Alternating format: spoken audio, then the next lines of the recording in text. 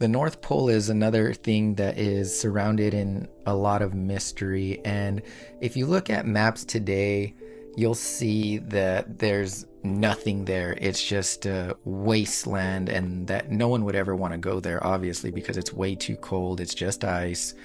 But you get pictures of these people who supposedly are at the North Pole, and they literally have a little flag right there in the ground, and we're supposed to believe that that is the North Pole.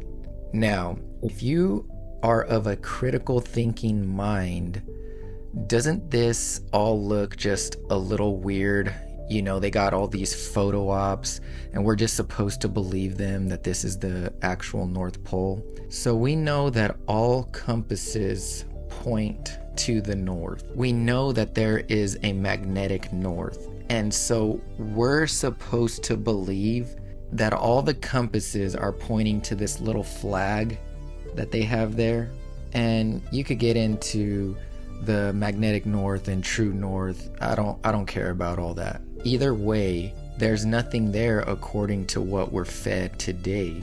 But what if there is something there? I just don't know what this is. It's a map. My father showed me a map like this once. Inside the circle is your world and my world. Many others. No one knows how many. The Dark Tower stands at the center of all things. It stood there from the beginning of time. And it sends out powerful energy. There's an old map called the Mercator map, and you can see in this map that there is a big mountain right in the center.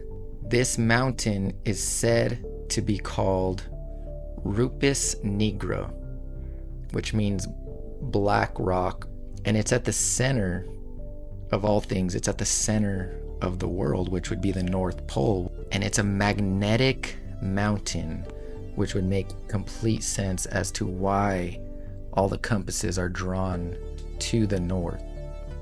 Now, in Greek mythology, there's a place called Hyperborea, and if you look at my old videos that I posted in the past, myth and mythology doesn't necessarily mean that something isn't true. It's just basically a story that's been passed down through the generations.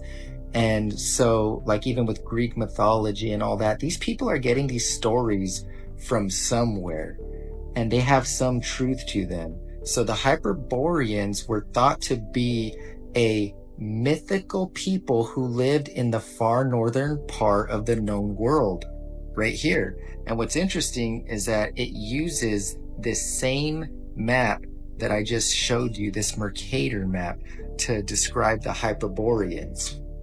It also goes on to say that despite their location in an otherwise frigid part of the world, they claim that the North Pole is just this wasteland where no one would ever go and no one would ever live.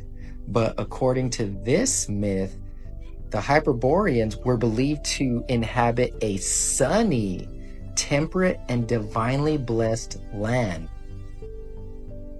Now entertain this thought with me real quick. Could it possibly be that what people are calling the Hyperboreans in myth could possibly be the camp of the saints dwelling in a divinely blessed place with the Lord their God? What's interesting as well is on this old Mercator map, there are 4 islands around this rock, this North Pole. In today's maps, all those have been completely erased, and there's also 4 rivers flowing out.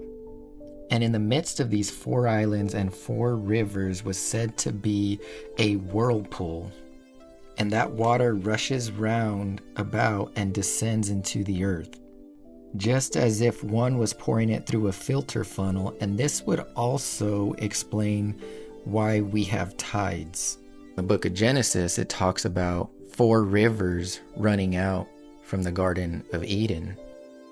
And a river went out of Eden to water the garden, and from thence it was parted, and became into 4 heads. The name of the first is Pison.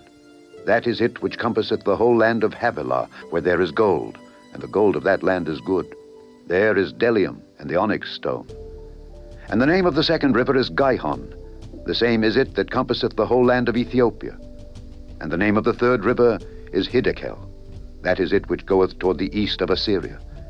And the fourth river is Euphrates.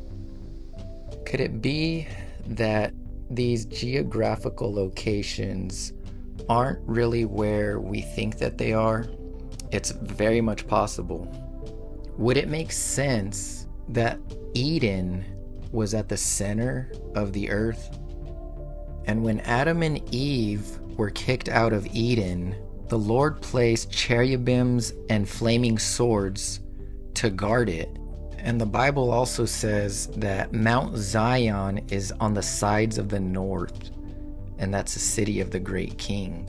What they are telling us is the North Pole. I don't believe for a second.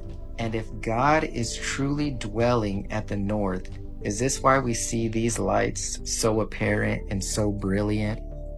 I'm building a case here, so just stay tuned and we're going to dig into this more.